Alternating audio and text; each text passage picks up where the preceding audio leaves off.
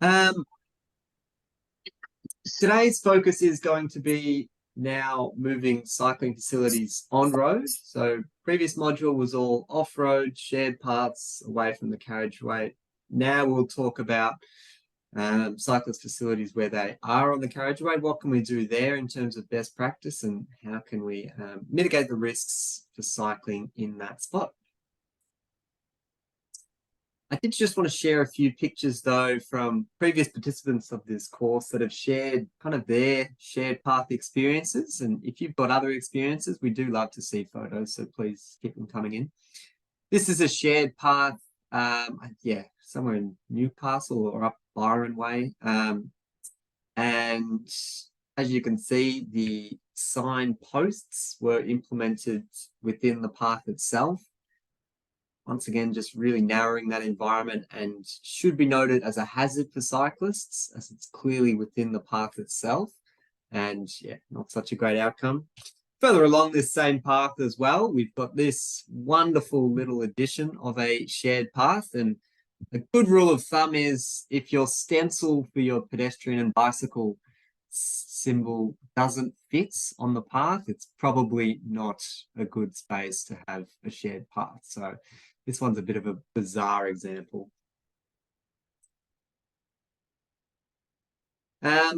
We also talked a little bit about shared paths and managing their interaction with pedestrians. And I just wanted to also talk about this example here within Melbourne, where there's this idea of like rumble strips on approach to the zebra crossing. So as cyclists are approaching this area here, they've got not only a visual cue that, you know, there's something changing they need to be aware of, but there's also a haptic, like you can feel it as you ride over it in your hands. There's an actual difference in the level there. So you gives cyclists just another cue that, you know, pedestrians have priority here and we need to slow down and give way. So something else that can be considered as part of your part of any of your interactions with pedestrians there. Now, hopefully everyone managed to watch the first module video where we did show two different examples of cyclists crossing over roads.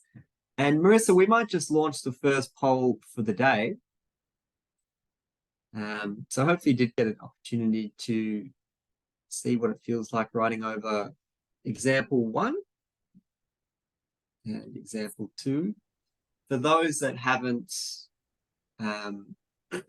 managed to get the polls working yet, or haven't got the YouTube working yet, or didn't get a chance to review it, that's fine. Hopefully you can get information just from these photos. Sorry, Max, the polls have disappeared for me. Have you got them on your screen? Ah, I do. There we go. Thank you. Hopefully that's come up on everyone's screen. Which example do you think shows best practice design for shared path crossing a road? So once again, if that poll hasn't popped up, feel free to just write in the chat whether you think it's the one on the left, example 1, or example 2. And it seems like we're getting those answers come in, which is good. Means that they're obviously showing up there. I'll give you about 15 seconds. We don't need to spend too long on this.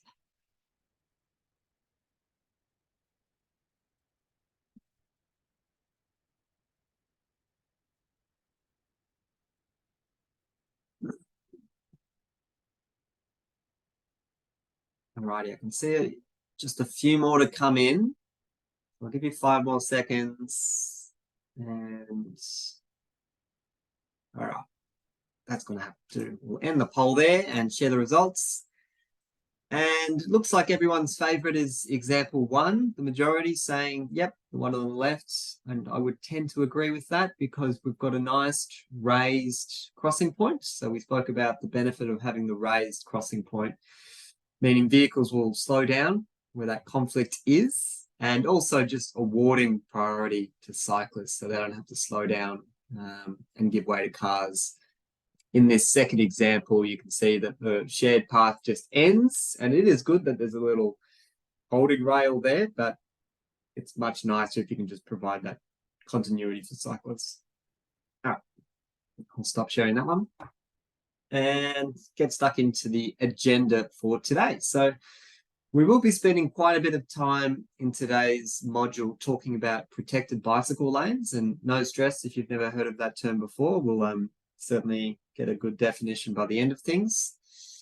We'll talk about some different configurations that you can look into or investigate as part of any of your designs, which could be a one-way protected bicycle lane arrangement or a bi-directional two-way arrangement.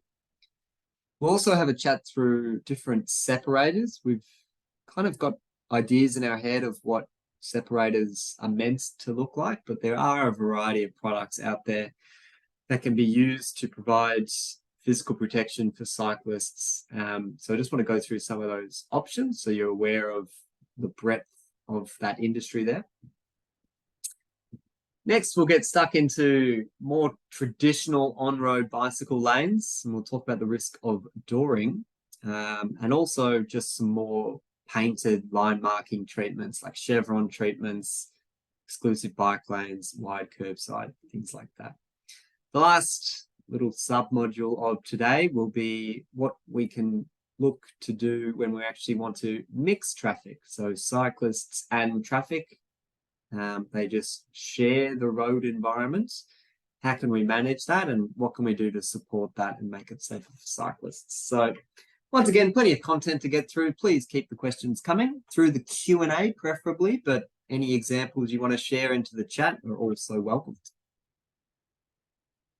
First little picture that we've got here is an example of a protected bicycle lane, and it's quite a good example of a protected bicycle lane.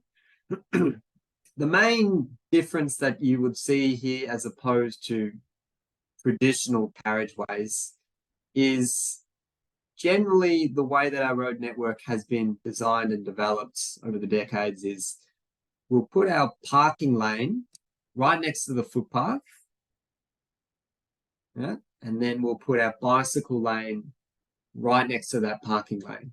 And the issue with that is you've got your bicycle lane there sandwiched between the parking lane and the general traffic lane.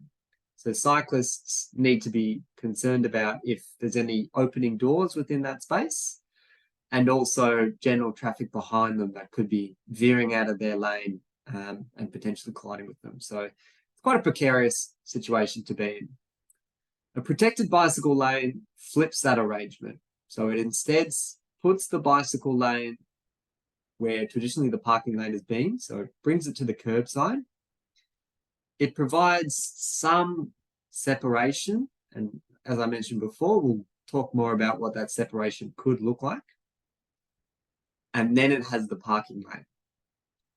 So the benefit of a protected bicycle lane is you've greatly reduced the risk of any of those dooring incidents, depending on the size of that separation there. And you've also moved cyclists away from that live traffic lane. So they don't have to get too close to that live carriageway. It feels like this completely separate, protected facility. The reason that we show this particular example in this discussion is because you can see that the protected bicycle lane is also relatively wide. So the minimum was not adopted here. And the reason I think this is such a good outcome is because this is a commuter route. This is going into Melbourne CBD. And you do have different demographics of cyclists riding along here, because there's also school children that use this to get to and from school. And having this wide facility enables overtaking. So cyclists that do want to, get to work as fast as possible or whatever it is, they are able to, use the space provided to be able to overtake other slower cyclists. If this were a narrower environment, because you've got the curb either side, you've kind of tunneled cyclists in, so there's no opportunity to move around other cyclists. And in these instances where you know that you've got that commuter demand, if this were to be narrowed, it's likely that those cyclists would instead just use the carriageway and not use this facility at all. So I think this is actually a really good idea to have have that additional width to provide for that. Now, before we get stuck into all the details of what protected bicycle lanes are, this was a study that was conducted by the City of Melbourne a few years ago now, but still relevant. I think it's still worth mentioning. And they engaged with the community, not just cyclists, but the broader community about, well, where do you feel comfortable riding?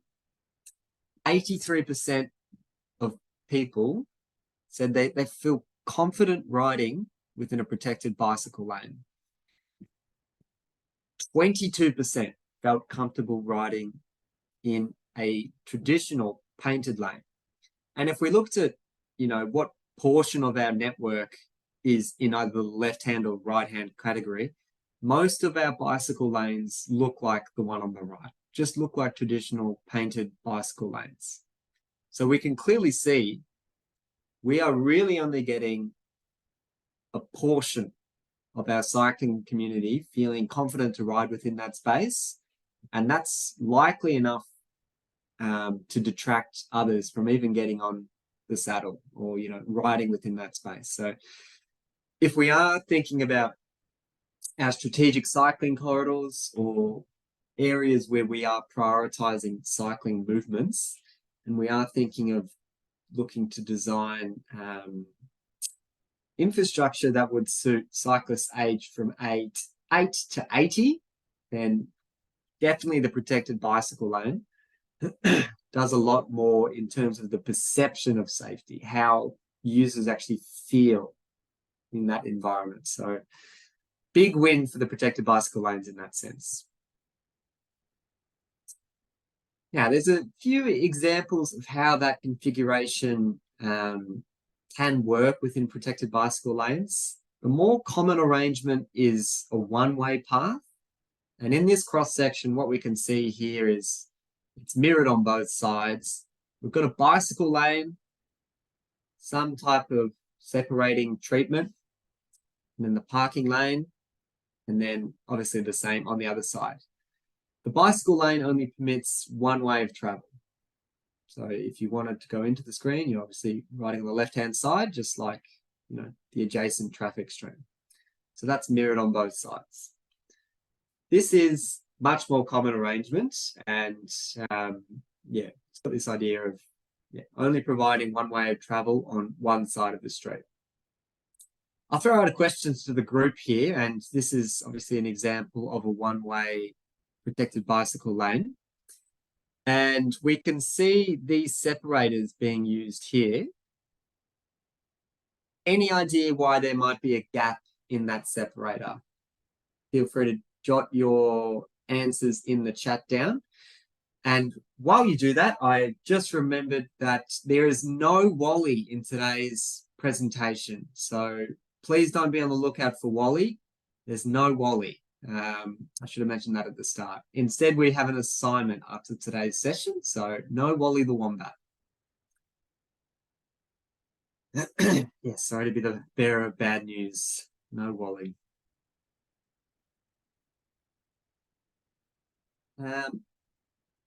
Is Ilsa, any of those comments come through?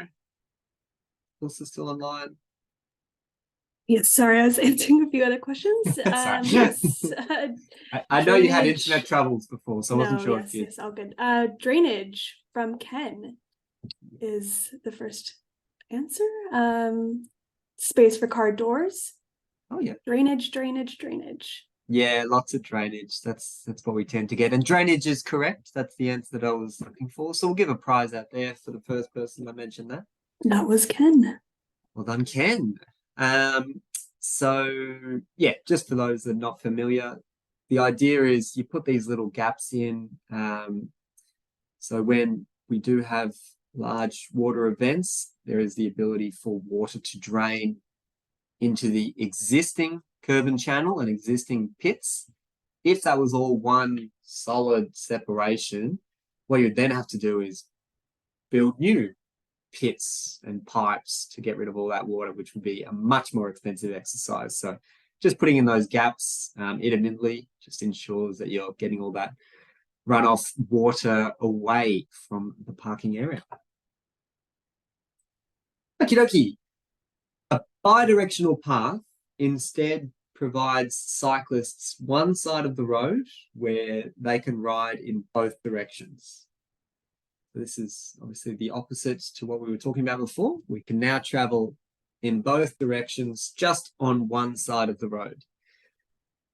You would most likely be investigating that as a solution where there's limited space, because in this example, you only actually need one separator, and a separator might be 1 meter in width. And as we know, within our existing networks, every meter is incredibly valuable. And so if you've got a really constrained site, you may be looking at this type of configuration. You may also be looking into this option if all the amenities and attractions are situated on one side of the carriageway. An example of that could be like an esplanade, where cyclists are happy just to ride alongside the esplanade, and they're not necessarily thinking about crossing the road at all as often as they would like.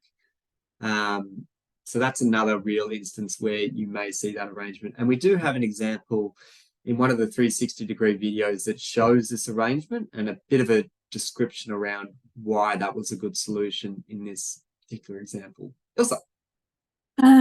A question has come in about unprotected bidirectional bike lanes, particularly in CBD environments, and if those would be considered safer still if they are unprotected. So without any separation, I would be a bit skeptical as to how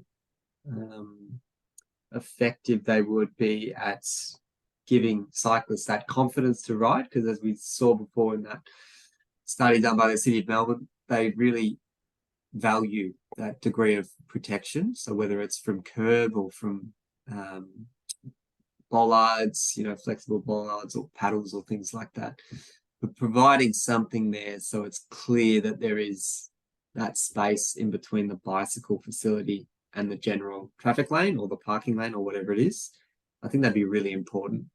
So if you've got an example of that you want to share, I'm happy to look in a bit more detail, but yeah, I'd certainly be recommending some degree of separator there to demarcate those two areas. Alrighty. Another example of, well, this one's of a bidirectional path, a protected bicycle lane. And in this instance, you can see the separator that is used is much narrower. Now, the question for the group, why do you think this example has a narrower separation there?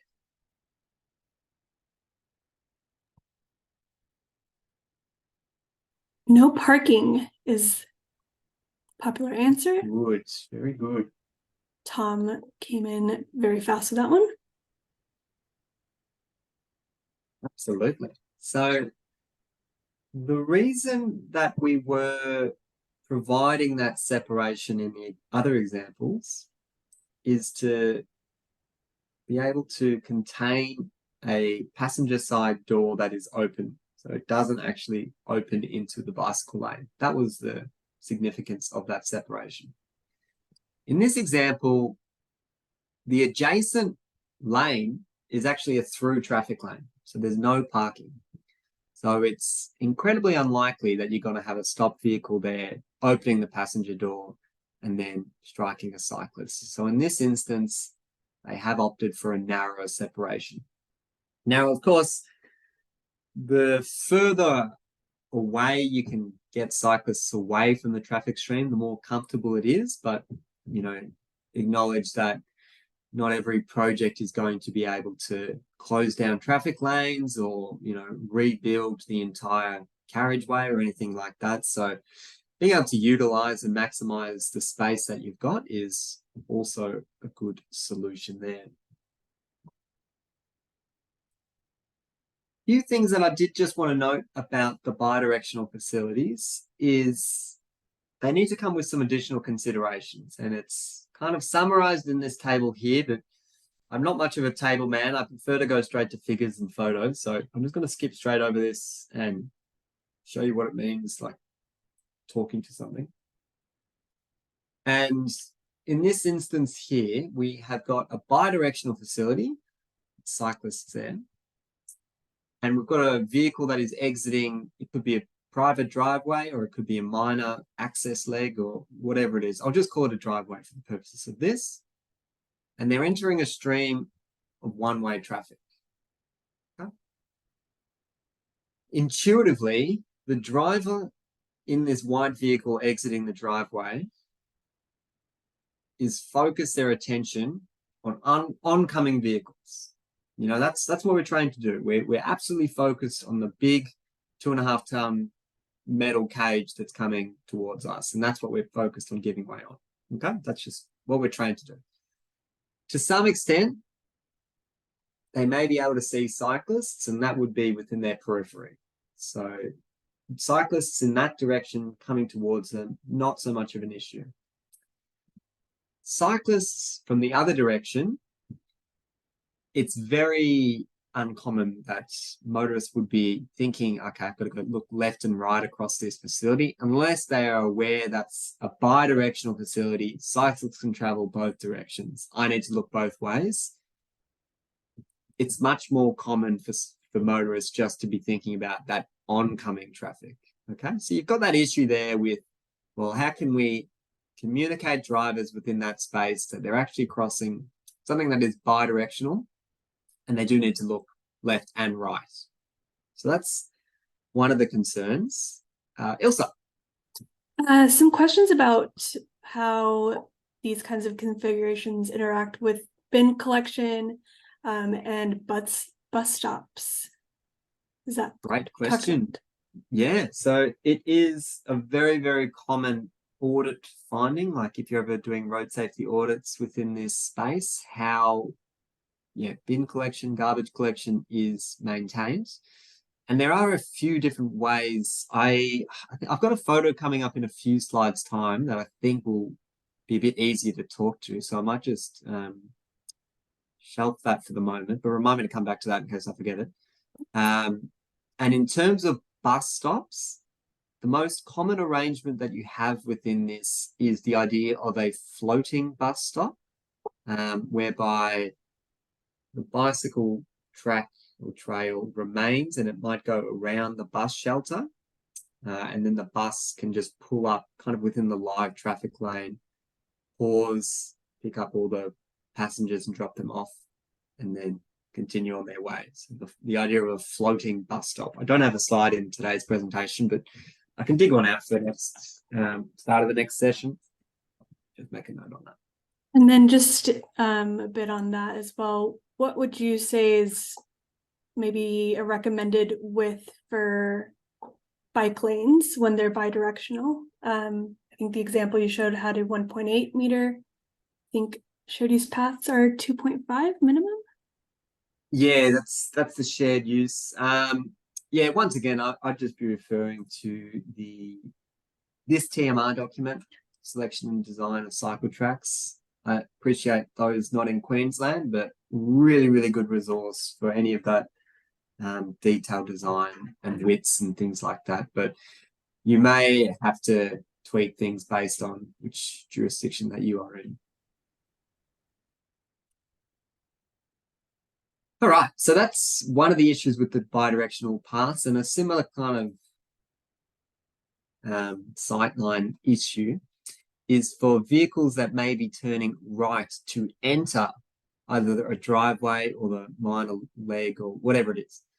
So in this example here, the right turning vehicle is once again focused on oncoming traffic. And to some extent, they may be focused on cyclists that are going towards them.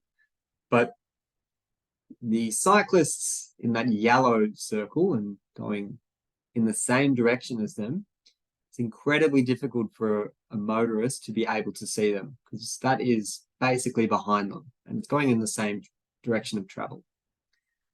So these are what I'm saying are considerations that you would need to think about if you were investigating bidirectional paths. And I'm not trying to dismiss them as something worth investigating.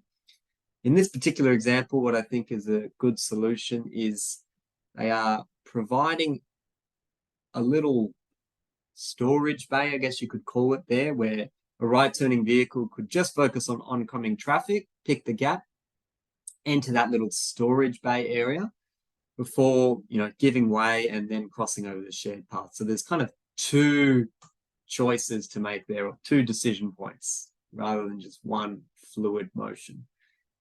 I'd also recommend, if you are doing something like this, to use some kind of pavement change.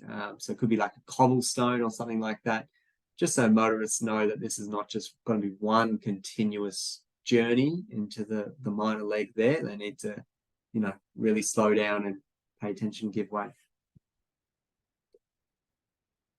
Now, with regards to the separators, we tend to think of separators that kind of look like this, what's often referred to as a Copenhagen bicycle lane treatment. And these, by all means, are the gold standard. And if you've got the money to do, bluestone curbing and asphalt concrete infill or whatever it is, go for it. That's fantastic. That's a really good facility. But I do want to acknowledge that there are other separated treatments out there and things that are much lower cost as well.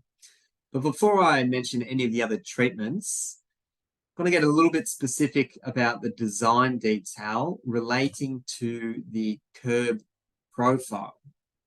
So for those not familiar with curb profiles, I'll just give you a basic run through. If your curb kind of looks like that, just like a vertical face, that's referred to as a barrier curb. And if it's more got a chamfer on it or an angle to it, that's referred to as a semi-mountable curb.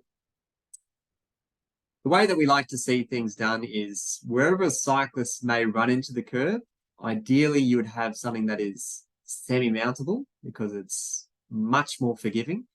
If they were to run into a barrier curb, it's unlikely they would be able to maintain control. They would fall off their bike. So we want to see semi-mountable on the bicycle lane side. But on the other side of these separators, we want to see a barrier curb. The reason is we don't want to make it easy for parked vehicles to actually access the separator or potentially access the bicycle lane. So just in these diagrams here, I'll just show you the left-hand side one is showing a barrier curb on the bicycle lane and a barrier curb on the parking lane. The middle photo is semi-mountable on the bicycle lane, which gets the tick, but not on the parking lane, so that gets the cross. And then the third example is kind of what we want to see there, which is semi-mountable for bicycles, barrier for parking lane. Now, this is what it can look like in practice, what can happen. So we do have an example here of the semi-mountable on the bicycle lane, which gets the tick. Unfortunately, that's also been applied to the parking lane. And as you can see, very, very common for motorists to actually park on the facility itself.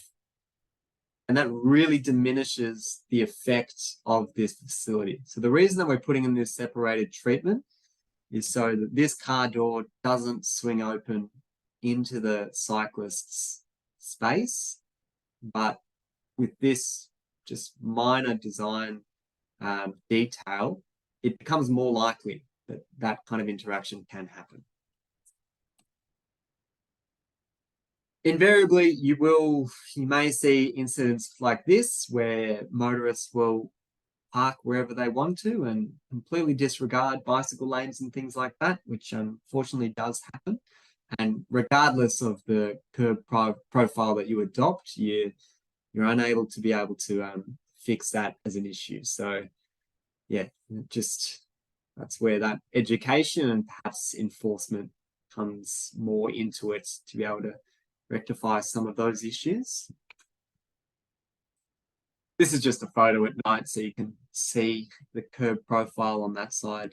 because it wasn't very clear. But yeah, both of those were semi-mountable. Now, the question that we had there before was regarding the garbage pickups, which was actually a pretty big concern for this particular job. So this was the photo that I actually wanted to talk to. And the way that it is managed, you can't see it in this photo, but there's also other examples where we've recommended this treatment and it's been implemented. So on this side, there's actually a park, so there's no residents putting their bins out. But on the other side, certainly a big issue for where do residents put their bin. And the agreed solution was at particular separator bays, these were removed and instead a painted treatment was used. Sometimes bollards were put in place as well. And this was areas that was demarcated for the bins. And sometimes they were hatched, sometimes it said bins on them, but all of that design was communicated to residents so that they were completely aware of where their bins were meant to go. That's one example of actually using the infrastructure and using the space to help tell residents where to put their bins. Another option is to, depending on the width and how frequently these parking bays are used, is potentially a garbage truck can straddle the separators outside of peak periods. So if you've got your garbage truck picking up bins at 5 a.m. in the morning, and it's a relatively regional site, pretty unlikely that you're going to have cyclists streaming through there. So if you could get a garbage pickups outside those peak periods and they are able to just straddle, then that means bin collection could still be done from the curbside. But there's not really a perfect solution there. It's just, I suppose you need to think about your specific site and the context of it. All right. I'll go back to this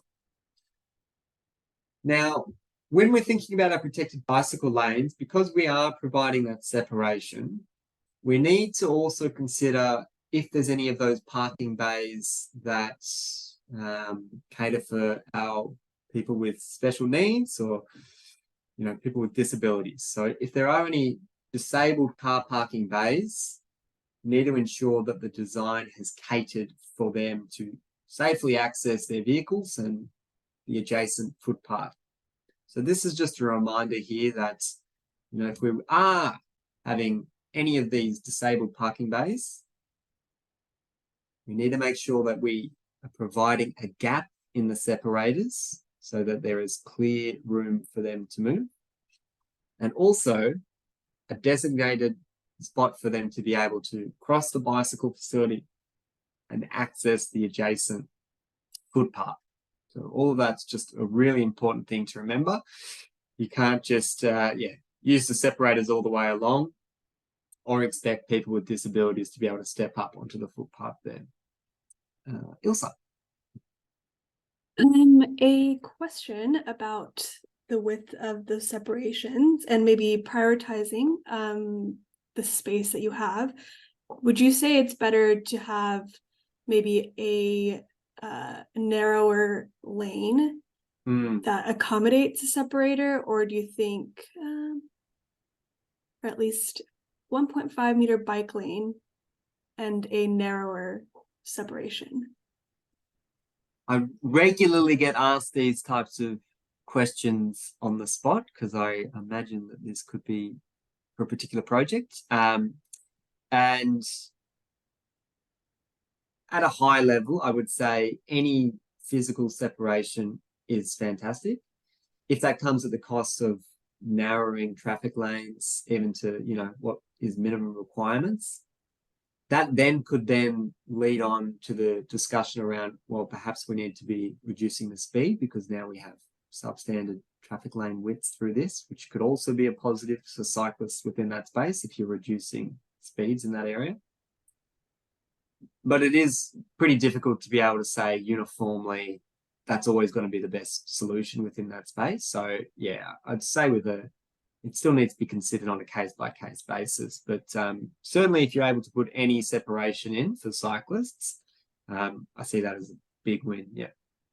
And I know you said that mountable curb is not great when there's parking adjacent, but if there's not parking adjacent, would you say mountable curb is preferred?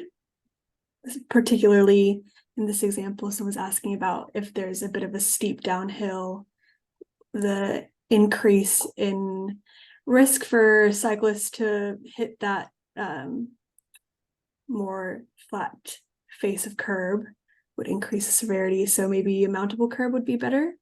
Certainly for the cyclist side, yeah, I'd be recommending the mountable. But for the vehicle side, if it was just adjacent a traffic lane, once again, it comes down to the widths that you've got there for your traffic lane. But yeah, if you could do the barrier just so that you don't, once again, it's more likely to provide that very clear cue to a motorist that they are straying from their traffic lane and less likely to then get into the bicycle lane. But would it completely stop them? No. Either curb profile wouldn't stop an errant motorist accessing the bicycle lane. Yeah, and yeah, as mentioned, yeah, in the chat, design speed would definitely also influence all of these answers if you have a high speed area. Absolutely. Another example here of, it's not to do with the disabled car parks, but I just might zoom in on this section here, but why we need to be providing opportunities for anyone, crossing over the bicycle lane. We don't want to see this idea of we've got footpath level and we have to go down to carriageway level and then back to footpath level. Either providing that via a tram ramp to ensure that anyone with physical impediments or disabilities are able to access that area safely. And because this is a bus stop as well, I think it's very relevant to be doing that. So yeah, it's a bit of an unusual example of this. You've got this really small little zebra crossing, which, as I said before, like I'm not against this as an idea. I think zebra crossings are incredibly well understood as pedestrian priority areas, but I think this is another example of where we could have, potentially raised the bicycle lane and then given pedestrians one smooth level across here, just to really raise that awareness. I also wanted to just quickly show the previous slide. Here's just another example of those little rumble strips. So cyclists, as they're approaching that crossing point, they get this little jolt in their handlebars to say that something's changing. All right, a few more separators. So we'll get back into this topic now. This is a bolt down type of separator treatment, and you'd be using this narrower one as we discussed before, where we're not adjacent a parking lane, so we don't have to worry about that dooring risk. Planter boxes, they are often used as separating devices as well. I personally am a big green thumb and I love to see vegetation and everything like that in our streetscapes, but my condition or my little grievance with this particular approach is it may look very pretty on day one of the installation, but 6 months later, they either get incredibly overgrown or they die, or, they've been knocked over and they're potentially a hazard.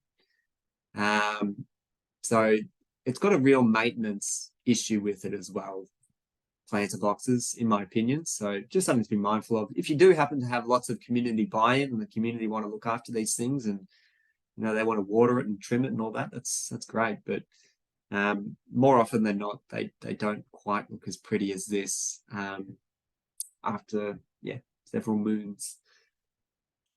Here's an example in New Zealand, in Auckland, where they kind of reimagine this space with some tactical urbanism, lots of colourful pavement markings and the colourful planter boxes as well. And here's just an example of what I was talking about before, where, you know, one of the planter boxes have been presumably struck and just left all this soil on the carriageway there, and it can also fall the other way and go into the bicycle lane. And yeah, they can get messy quite quickly having planter boxes. So something to consider, but it does come with its issues. Got a question for the group, which is, what do you think is the name of this product? And the clue that I've got for you is it is named after an animal that it looks like. Oh my gosh, everyone's straight in. Connell came in with armadillos.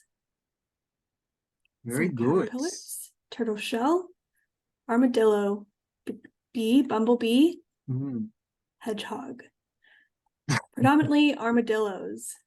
Yeah, well, armadillo is correct, but I prefer bumblebee as well. I think that's much cuter, and it looks more like a bumblebee to me. But that's an armadillo for those that haven't been to the zoo lately.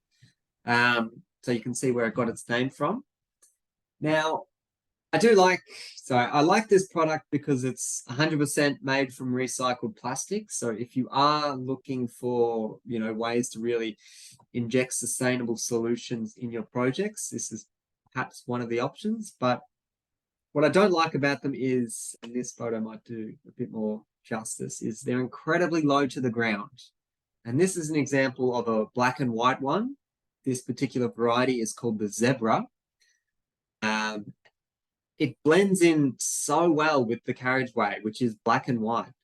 So I don't think it does an incredibly good job at demarcating the space.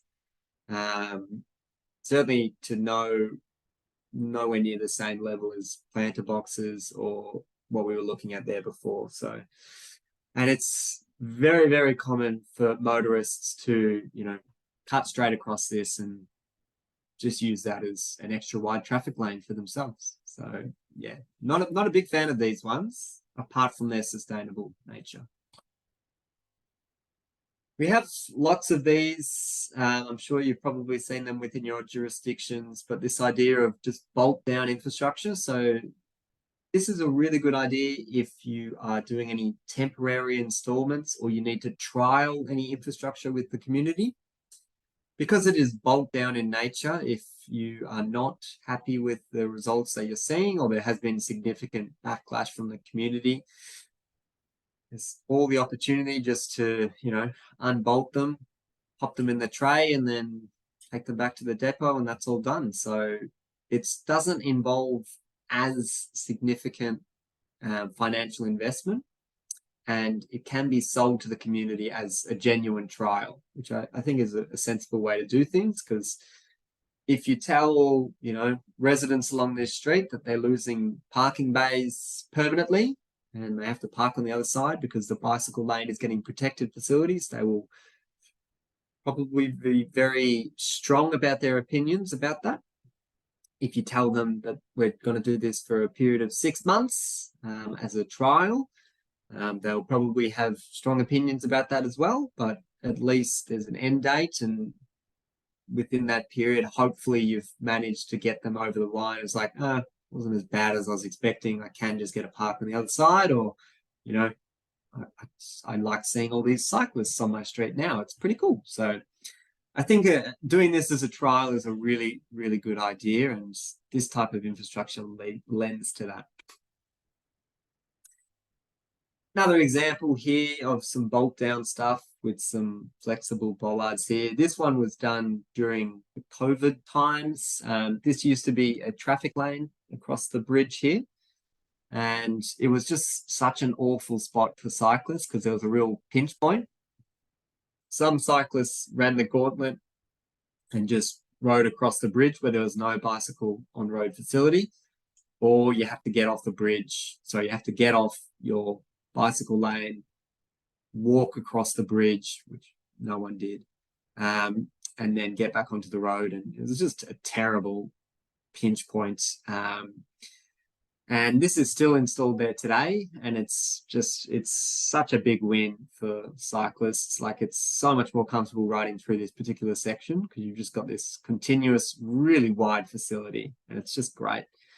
And yeah, for those wondered, well, wasn't this 3 through traffic lanes that's now been reduced to two? So has congestion gone through the roof? And congestion was terrible before this intervention was put in place, and congestion is still terrible now that this has been put there. So I would say that during peak periods, previously it had a level of service F, and it still has a level of service F.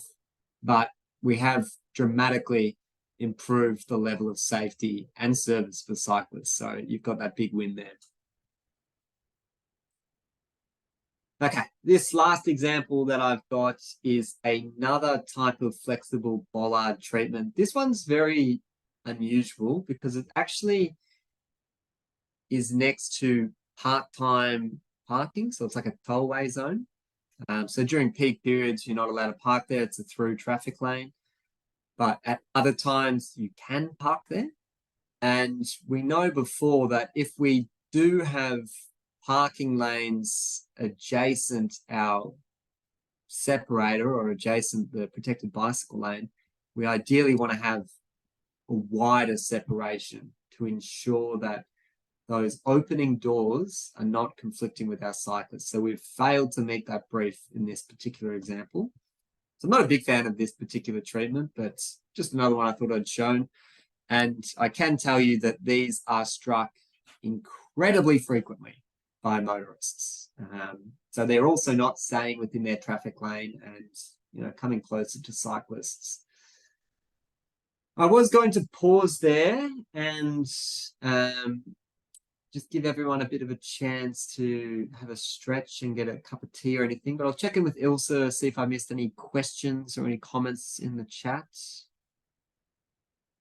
Typing a response, but you can answer that live now, about how often temporary treatments are left in place as permanent solutions. I was saying that I don't think there's a straight answer to Yeah, no, that's true. It's probably dependent on the project. But yeah, I mean, temporary stuff can be left there for years. It could be a trial that went for 6 months, but then everyone was happy with the trial. So it just stays there until you get money to actually do something more permanent with, curbs and concrete and stuff like that. But if it's still working and it's still, maintained, then I suppose it's not the greatest rush. I don't think you've missed any other. Someone asked handlebar height an issue. I guess for this treatment. Yep. Good point. Yeah, absolutely. That's within the handlebar height there, and they do get struck, but it is a flexible post. So yeah, sometimes when I ride along there, I like to hit them with my hand because I like to see it go like this. It's fun. But so it's not a significant risk if your handlebar strikes that. I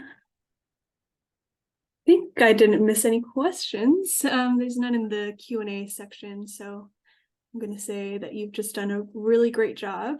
No one has any other questions.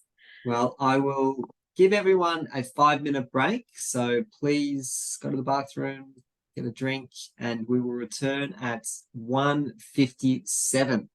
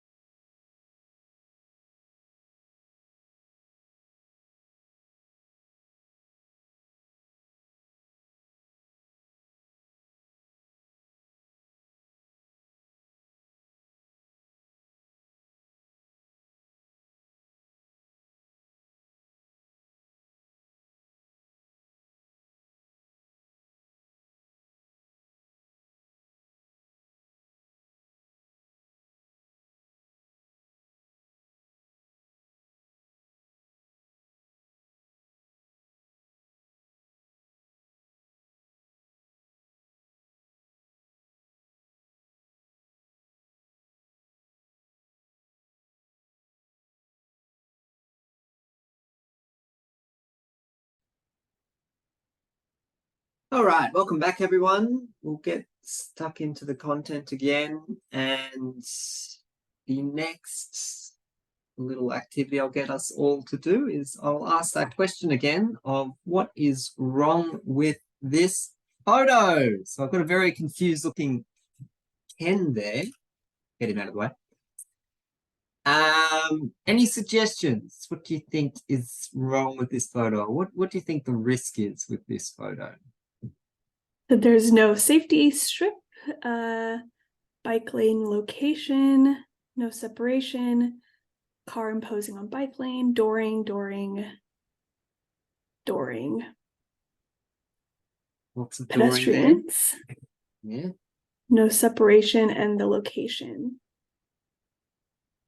Car doors will push cyclists into traffic lane. Absolutely. That's right. So this is a much more common arrangement. This is basically what all that bicycle lanes look like. And as we've just noted, there's lots of issues with them. The other thing that I'm not sure came up or didn't, but certainly the most significant issue there is the dooring. So let's give a prize out to the first person that mentioned that. And if anyone mentioned that there were other Yes, users, someone did. They said pedestrians. Someone said skaters in the bike lane. yeah, there's actually a mum and her child skating and scooting. Yeah, there you go. So good eagle vision there. Dooring is certainly the issue that would be of most concern for me. And a door can actually swing out about 1.2 meters. So before, when we were looking at all those separators, if we can provide the separating width of 1.2 meters, we've virtually eliminated the risk there of dooring. The narrower that we make that, the more that we're increasing that, but it's still much better to have a separator than not a separator. But that 1.2 meters is kind of what we take as the rule of thumb there. I'll show you a little video now of Ken, our principal engineer, who was riding along here, and someone opened the door on him, and he was lucky enough to be quite agile and nimble enough to get around that. But it is certainly not an uncommon occurrence to have that experience if you are a cyclist riding in these facilities, and not an uncommon crash type either. So one thing that I wanted to make a note of in this video is Ken is quite an experienced cyclist and would be used to riding in this environment. And you can see that he is riding not in the middle of the bicycle lane. So he's not riding there. He's riding much closer to the periphery, or closer to the traffic lane. That is incredibly common for cyclists to locate themselves in that position, even though it's closer to the traffic lane, because they are that scared of being struck by a door. And they can see that that is a bigger risk for them than someone in the traffic lane behind them that may be veering into them. So, and if Ken had not positioned himself in this particular instance, there is a potential that he could have been struck by that door. So I'm sure those of us that are cyclists have had similar experiences or potentially been doored themselves, and yeah, certainly a very uncomfortable thing to be doing. This diagram here just tells the story of where our dooring collisions are occurring. Unsurprisingly, 75% are occurring on the driver's side. I say unsurprising because, well, if the vehicle is driving, there must be a driver. So you definitely know that that door is opening. And also, if like the majority of our bicycle lanes are situated on the driver's side. So it makes a lot of sense to have a lot of that trauma occurring on that side. You may be wondering where this 25% does occur. And we tend to see that more at intersections where, if you considered, just say, a busy CBD intersection, and you've got cyclists that may be filtering up to get to the bike box at the top of the intersection there. In those instances where you do have a vehicle that's at the red and is stopped, if it was, say, a taxi or a rideshare vehicle or someone dropping off their friends or whatever it is, it's very common for passengers just to open up their door and not think about looking around at all. And that's where that collision with the passenger side can occur. So that's about 1 in 4 crashes, but certainly the bulk of them are the driver's side. I was involved one on this side of things, and it didn't have any injuries on me or anything, and no damage to my bike, but there was just some scraped paint on their car. So yeah, I've been fairly lucky so far, and touch wood, I continue to be so. There's this bit of a diagram here, which I'm not going to go into detail, but if you are thinking about different treatments and what could be used or investigated, maybe have a flick through this. It's a bit of a matrix there to think about what may or may not be appropriate. So we are talking about on-road bicycle lanes now. So I really wanted to just emphasize that our best practice is either bringing it off-road, as we were talking about in module 1, or doing a protected bicycle lane. What we're going to see from here on is not considered best practice, and it's not really looking after the majority of our community, but there are instances where we will not have the luxury or the ability to influence those gold standard treatments. So we just wanted to provide you with the full wealth of knowledge and maybe get a step towards something a little bit better. This particular example is actually on Glenferrie Road in Victoria, for those familiar. And you can see that the bicycle lane is not completely coloured in green. It's just in this stripe. And that's not because the lines marking company ran out of money or wanted to clock off for the weekend or anything like that. The reason it is narrow is because it's meant to symbolize to cyclists, we want you to actually ride here, as opposed to being in the middle of the bicycle lane and close to the dooring zone. So similar to what I did that little illustration with Ken, that's what this is also trying to communicate. It's a little bit bizarre that this is actually saying we want you to cycle closer to the live traffic and live tram zone. So there's light rail there, or trams, so pretty significant. Now, in saying that, this study was done many, many years ago now, nearly 10 years ago, and it is still installed there today. The outcomes or the evaluation of this particular trial suggested that, yes, cyclists did actually change their behavior. They did change where they were situated within the bicycle lane. They were about, they moved 0.8 meters, 800 mil from where they were riding before, closer to the traffic lane. 75% of cyclists interviewed as part of this evaluation said they felt more comfortable with this random little green stripe, which is just astonishing. I'm very, very surprised to hear that reading this evaluation, but that's the data that we've received.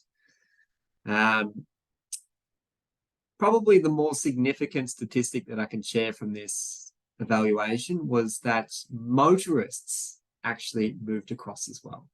So motorists in the live traffic lane, they gave cyclists more room because cyclists were getting closer to them. Motorists shifted across as well. Once again, not suggesting this is best practice, just wanted to show this as an example of what is being trialled out there and certain interventions that have been given a go. Similarly, in New Zealand, they opted for this idea of doing little dotted green markings as opposed to just filling in this zone with green paint here. The idea of it was, rather than just the green at the conflict point, let's do these dotted lines. So it's a continual reminder for motorists that this is a bicycle lane, give way. So it's not actually meant to be used as the way that it's shown in this photo. You have to ride on the line. It's just being used as that continuous reminder for motorists. Haven't seen any actual data that's come out of this study, but I wouldn't expect that this is going to see significant safety benefits, but that's open to interpretation, I guess. Okay, if we are talking on-road bicycle facilities, what we could do is look at providing, I heard the term safety strip used before, or we could use what's also referred to as a buffer zone. And the way that that is typically demarcated is through the use of a chevron marking. So the chevron is just that fancy angled hatched pavement marking.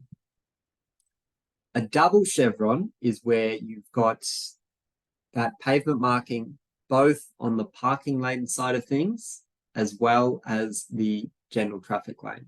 So this obviously requires a fair bit of space to be able to create all that room to use line marking for.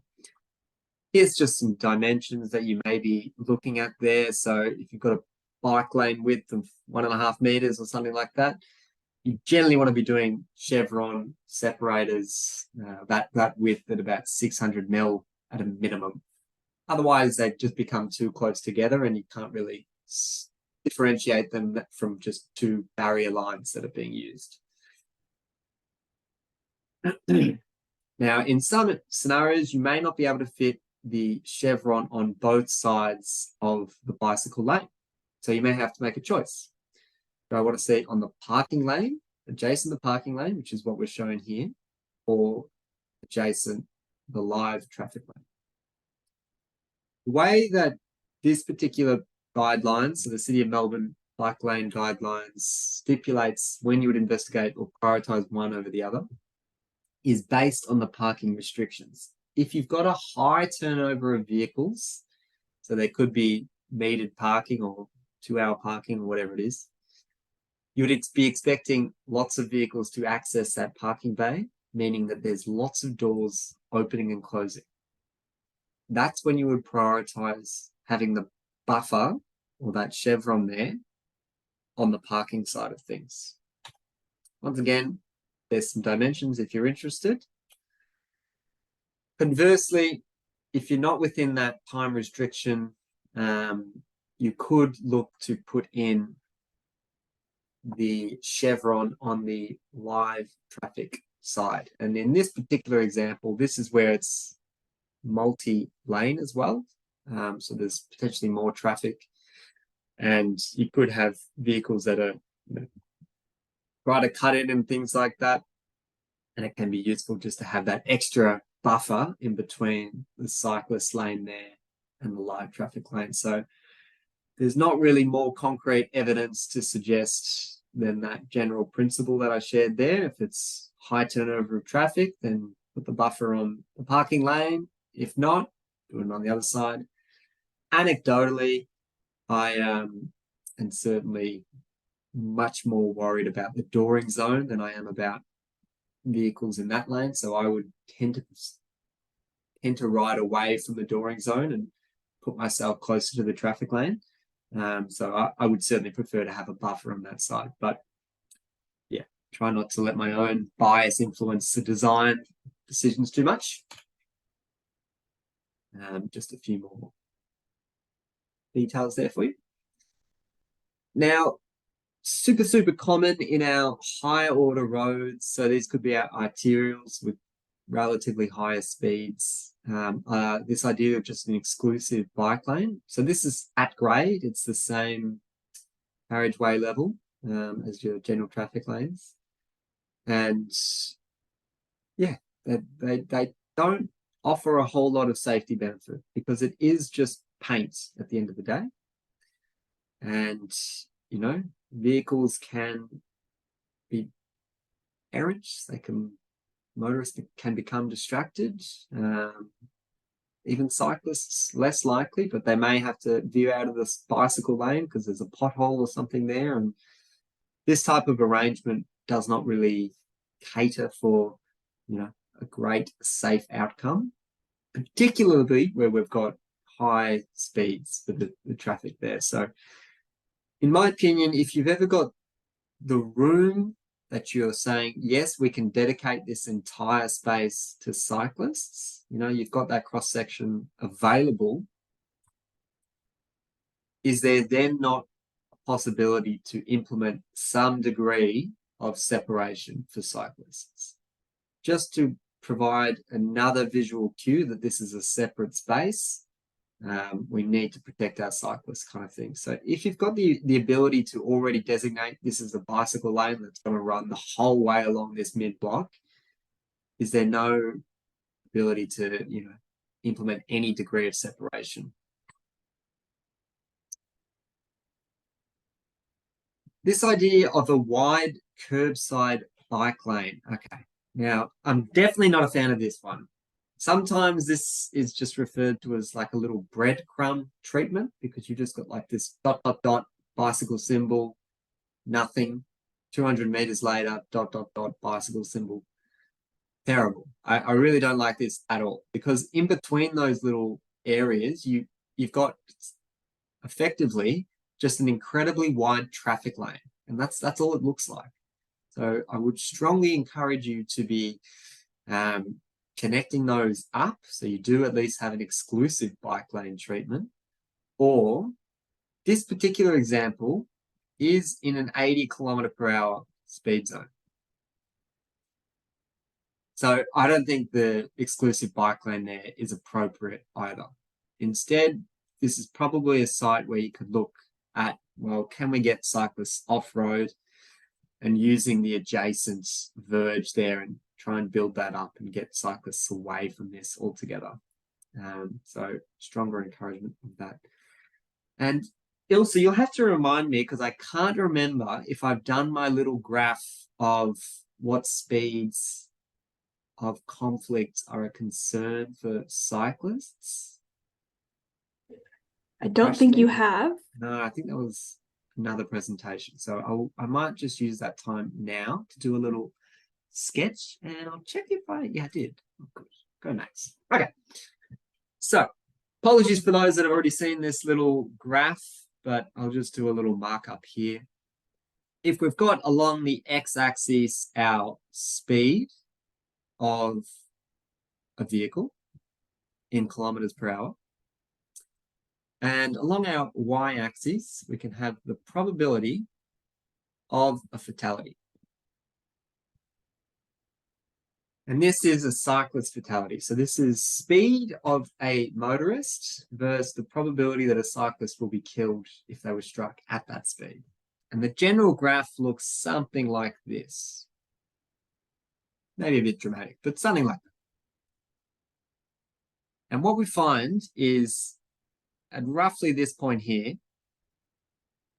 things get exponentially worse for a cyclist. Like, it's somewhat likely that they're going to die versus it's going to become incredibly likely that you are killed if the vehicle is above this speed.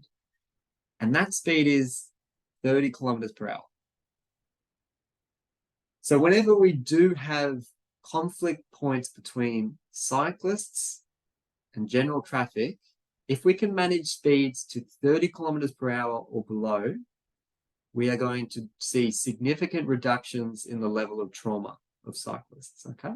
So that is kind of used as the benchmark of what we're trying to aim for across our network whenever we have potential conflict points between those two users, 30 km/h. For those interested and hasn't seen that before, you can just do a quick Google of the Ramberg curves. But there's lots and lots of research that supports that kind of globally. Now, what was I up to? Okay. I will reference this document once again. I know I spoke a bit more about it in the previous module, but the Global Street Design Guide has got a breadth of treatments that everything we've just talked about, that you can actually flick through this guide and it will say, what's its safety, comfort, space, cost. So if you are looking maybe at a strategic level of where you can implement different types of treatments and trying to think about what different cross sections could look like and how that may affect those different metrics there.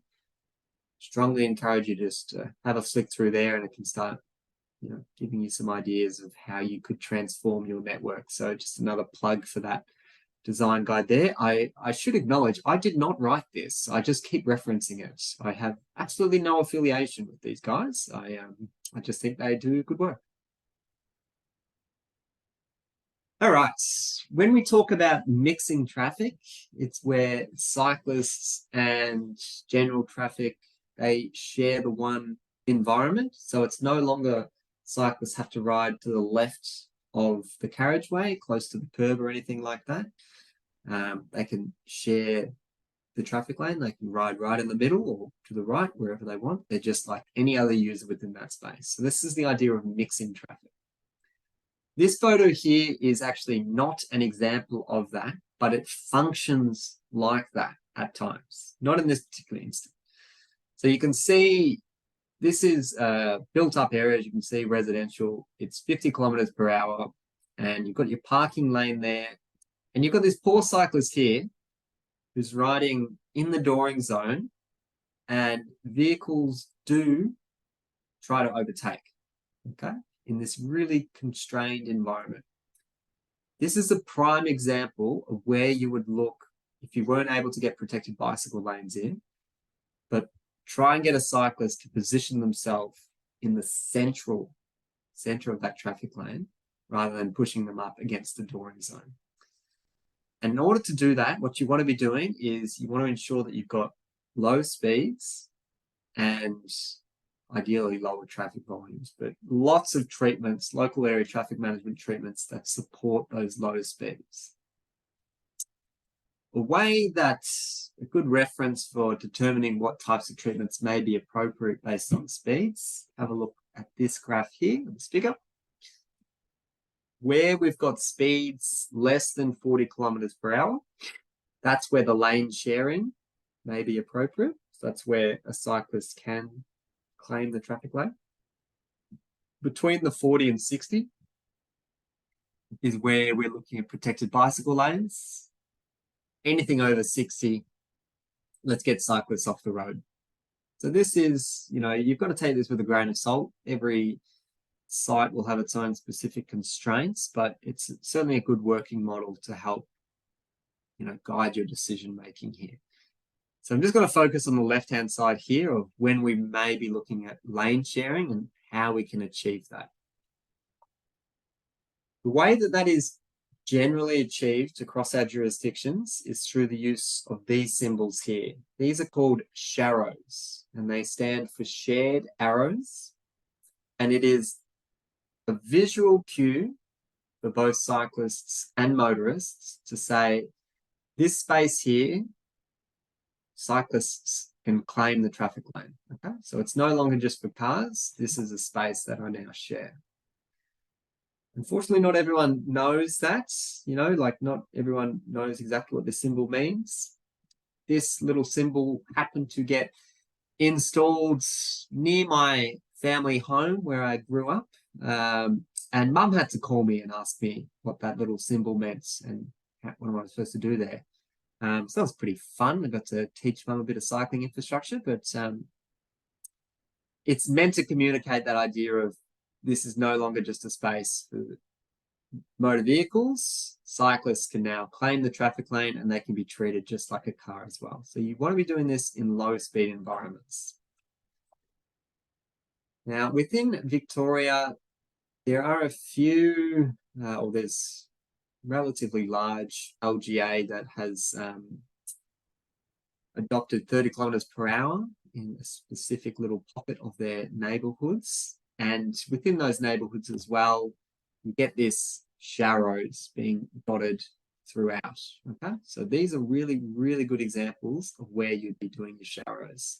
Low speed and supplemented by, difficult to see there, but little speed humps, local area traffic management treatments, things to really slow down the operating speed. What's up? Why do you think that in that Vic Roads diagram, they allow for cyclists to share the road in 40 when the risk drastically increases after 30. Would you say that that's because most residential streets are 40 and so you kind of have to allow for that? Yeah, Or I think so. Let's give a prize out there to that question. I was anonymous. Oh, vague. Little. Was this you, Ilsa? Did you just? It was not me asking myself questions. Yeah. Um, yeah. Well, I think it's a reflection on how far we've got to go, and even aiming for 40 kilometers would be a step towards something that is much better than what we've already got out there. A similar kind of rhetoric could be argued for, I'll go back to my slide where I drew the graph. So just going back to this graph here, I said the probability of fatality is what this curve is representative of. We have committed within all our jurisdictions to aim for 0 fatal and serious injury. So if I change this graph to probability of fatality or a serious injury occurring, so hospitalization, this would look much more like that. And that would be more like 10 kilometers per hour. Yeah? So we're clearly failing on that front as well. So what I wanted to just allude to is we acknowledge that we are stepping towards something that is better.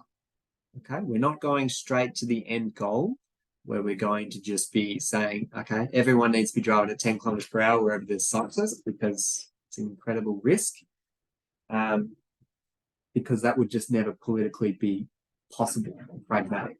So we're just aiming for something that, starts to see this infrastructure get out there and supports safer cycling networks. And yeah, so that's kind of the bit of theory behind that idea. And I dropped my pen. Okay. So that's Sharrows in a more urban environment. Here we've got another 30 kilometer per hour speed that has been implemented in Warrnambool. So shout out to Warrnambool. This is a regional Victorian town, and they decided to do 30 within their CBD, and they also implemented lots of Sharrows. This is a really good example as well when you'd be doing Sharrows, because if you look at this carriageway, there's just no space there to put a bicycle lane. There's no space to be able to do anything off-road because you've got all these, street dining districts and all these shops and things like that. You're very, very unlikely to be able to get rid of any of that parking. So instead, let's bring speeds down and let's cyclists just claim the traffic lane. I think that's a really, really sensible solution here. So well done to Warrnambool. This here is a Sharrow flower, which I thought was pretty cute. This is in Portland, Oregon. And it just shows that the Sharrows can kind of operate in either of these directions here. So they can claim the traffic lane in either of those legs there. This is a super, super common in other jurisdictions. So it's not just Australia that's doing this, or New Zealand, I should say. America and Canada and Europe, they use this as well. Super, super common. They acknowledge that not every single street is going to be able to have a protected bicycle lane. So if we can bring down traffic volumes, bring down the operating speed, then let's by all means encourage cyclists just to ride right in the middle of the road. Here's an example of a Sharrow. Might throw this one out to the group. Not a big fan of this one. Any idea why this one is perhaps a little bit of a question mark? Oh, someone said tram rails. Yes. Skidding because of the trams, wheels in track. My housemate actually fell off of her bike not too long ago because her wheels got stuck in the trams. Oh. Yeah, Was she injured? She okay? she was injured. I had to run to Chemist Warehouse to get a few band-aids. Nurse Ilsa. Yeah, we were meeting for brunch and then she just texted me, I fell off my bike. And then I Oh had to go no. find where she was. Yeah. I've got to I was say, it thinking about seems it. to be a bit of a rite of passage in Melbourne. Have you fallen off due to the No, trains? Max, don't say that. I have not Yeah, sorry. fallen off my Yeah. bike. But three other people I know have also fallen off their bikes to different someone got a black eye, someone had to Yeah. get yeah, it's not great. Yeah. But yeah, so lots of people saying tram lines. Absolutely correct. That is not a location where you'd be recommending it because, as has been noted, the tires are generally skinny enough to be able to fit in the gap of the rail track there. So it is a significant issue, and as we've just been told, it's pretty common for cyclists to have that occur to them. So you don't want to be kind of recommending cyclists to actually cross over those at a parallel angle. You want to be recommending cyclists where they do have to cross over any of those features. It is between 60 degrees and 90 degrees. That's kind of the envelope that you play with. Anything other than that, you're looking to try and redesign where the path crosses. I do have another question. Yep. So could you explain the difference between the sharrows and bicycle awareness zones, yellow bicycle symbols? The white bicycle symbols versus yellow symbols. Okay. So from my understanding, the bicycle awareness zones, that's from Perth, I think, Western Australia, and it's just a different term for the same thing. So the bicycle awareness zones are just those low volume local streets where they are encouraging cyclists to take a prime position, and they are using sharrows, but they're just designated it as this new kind of like a program, you could call it. I also learned in Portland, Oregon, they call it local neighborhood routes or something like that. It's just different terminology. I think there's also, were they not used as part of the pop-up bike lane program? I Oh think yeah, there's sorry. yeah, as we talked about those temporary treatments that get kind of left behind. I think there are some yellow treatments that are. Yeah, you're right. Yeah, sorry. For the pop-up stuff, a lot of it was done in yellow just to indicate that it was a trial being completed. But once again, there's no actual difference other than just to designate that it's part of a trial.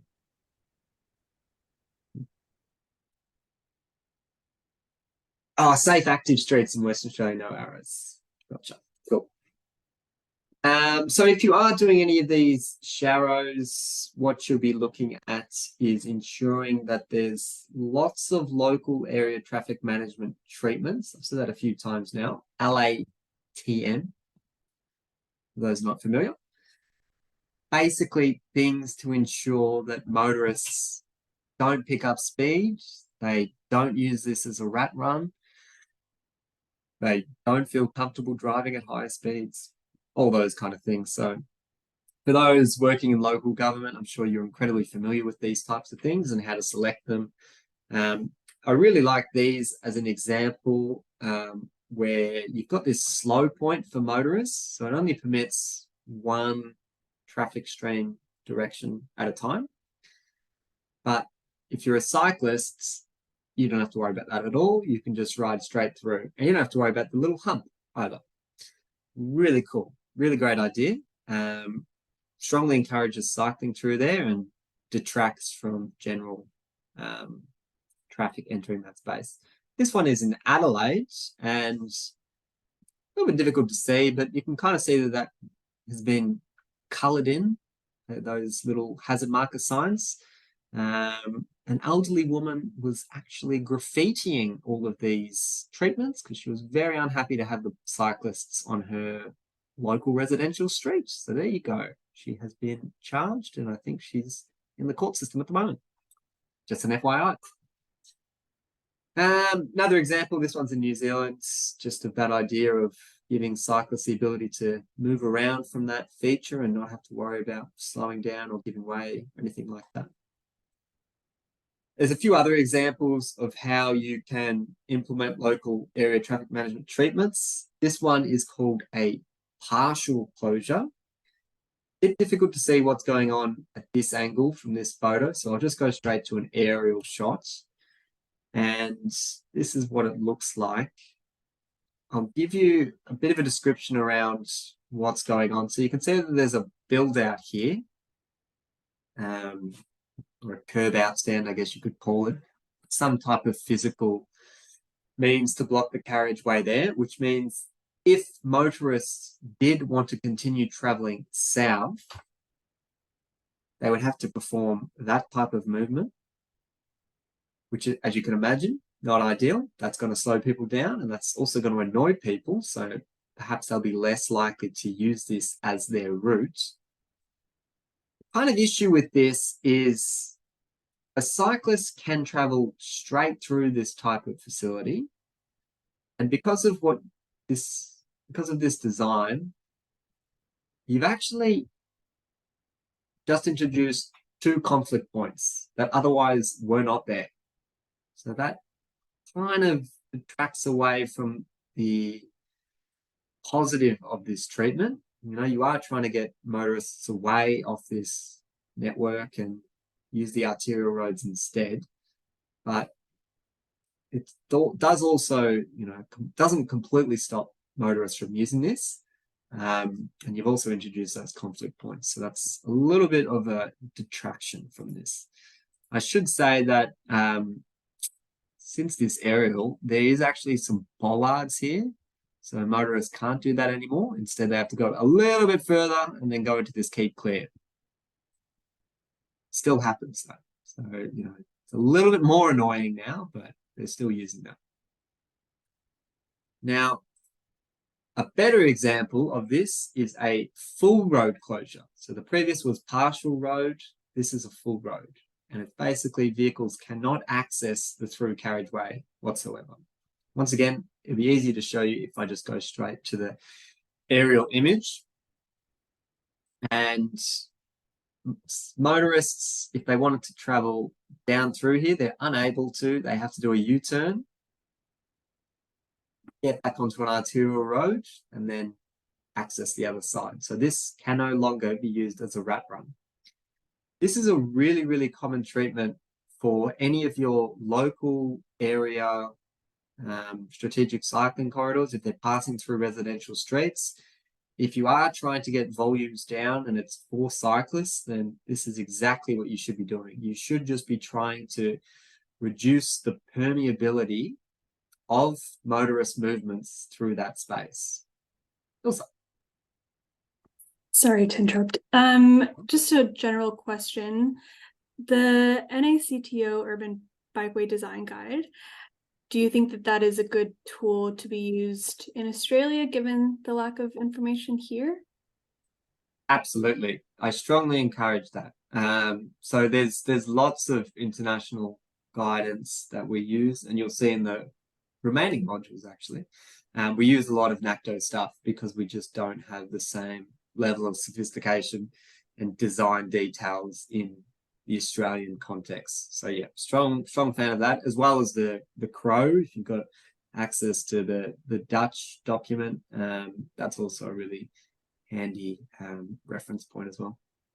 Since I've already interrupted you, do you have any examples of cycle streets and the surface treatments that were used for them? Off the top Not of your within head? this particular module. I think I've got an example at the start of next module though, but yeah, I can certainly dig something up there. Cycle streets. That is all. Thank you, Ilsa. Okay. So yeah, just wanted to reiterate, really, really good treatments where you're recommending for sharrows. You've got to think about, well, this is got to be a slow area for motorists, and I also don't want to have that rat run function for motorists. So maybe I'm going to close roads down at certain points and only permit cyclist traffic to travel through. Now I do have the assignment to go through, but this was the close of the technical component of today's conversation. Just wanted to make a quick note. If you are doing any on-road cyclist facilities and you're bringing them off-road, please make sure that there's no obstructions within their space to be able to achieve that. Also wanted to make a note of temporary traffic management. It's incredibly common to have any of those signs be put into the bicycle lane itself, which is just obviously an incredibly challenging thing for cyclists to maneuver around. So something to consider if you are reviewing any of those TMPs or TGSs, think about where those signs will be placed. Not sure if you've seen this fellow around Sydney Road there, Ilsa, but this is a guy near our office that rides his penny farthing. So last session we were talking about the different types of cyclists, and maybe if this becomes more popular, we'll have to design a cyclist envelope to suit this fellow. Have you seen him? I've not seen him, but I have seen a unicycle parked outside of the Woolies that I go to. Yeah. I've also seen that person that rides around with their homemade tandem bike made out of just a bunch of different bikes. Have you seen that person? Oh, the really tall one? No, it's just like a person that rides around with a bunch of things attached to their bike. We've got a lot They're of living their life around the office. Okay, so I did want to spend a bit of time now going through the assignment because there's a few layers to it. I just want to make sure everyone feels comfortable with the content. So we've got our LMS up. Hopefully this is familiar to you by now. For module 2, once again, we've got another 360-degree video for you to watch. So please do watch that after today's session. I've left a bit of time as well, so you've got time to do that within the module session. So click on that, give that a watch, please. We can talk about that in our module 3 next week. And we also had this module 2 assignment. So if we click on that, you'll see that there's 2 documents within here. One's a Word document and one is a PDF. I've already got both of those open, so I'm just going to open up my screen to the Word document and just run you through the steps. I'm basically going to talk through it because we just want to make it as clear as possible for everyone what is required. Sorry if it sounds like I'm babying you a little bit, but I want to make sure it's crystal clear for you all. Instructions, step 1. So we need you to download and review the module 2 design review file. That's the PDF, right? I'll open the PDF right now just so that we're consistent. And we are seeing that we have got a design plan for you, okay? The design is actually in Launceston along York Street. If you've never been to Launceston, that's completely fine. No site inspection is required, but we will get you to use Google Street View, just have a flick up and down. We do have this little caveat, a little note at the top here to say that this design has been provided for training purposes, and we ask you not to distribute this. We'll talk about it outside of this course.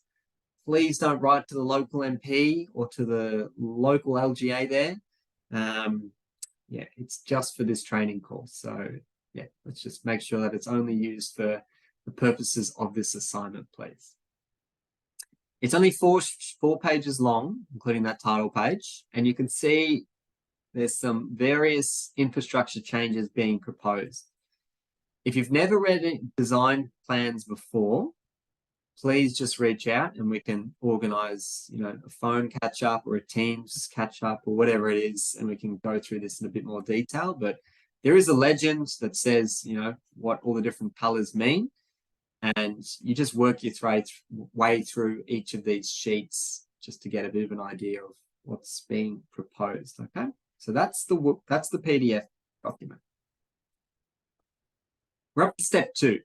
Review the existing conditions of the site using Google Street View. And we've provided a link there for you. So you just need to click on the link and you can move up and down York Street and just have a look of what the existing conditions looks and feels like. Step 3, fill out the table provided below. Step 4, save and upload this document onto the LMS. All right, so it sounds pretty straightforward. So we'll get you to fill in your name there, and then we'll get you to fill in this table. So the first question we ask participants is, how does the existing environment cater for cyclists? Now, what we will be marking on is if you are using the correct jargon, the correct terminology. So please review today's slides and our previous slides to ensure that you are using the terms that are consistent with what we've been talking about. Okay? So the first thing is, what is the existing conditions? Second question, how does the design cater for cyclists? So you can just jot down some notes of what is the design proposing, basically. What are the changes there? Particularly for cyclists. So just really want you to be able to articulate how the design is going to change things for cyclists. The final one, probably the most critical. What treatments or changes in the design would you be recommending to improve the safety for cyclists? So we've spent a lot of time in the last 2 modules talking about what we would consider best practice for cyclist safety.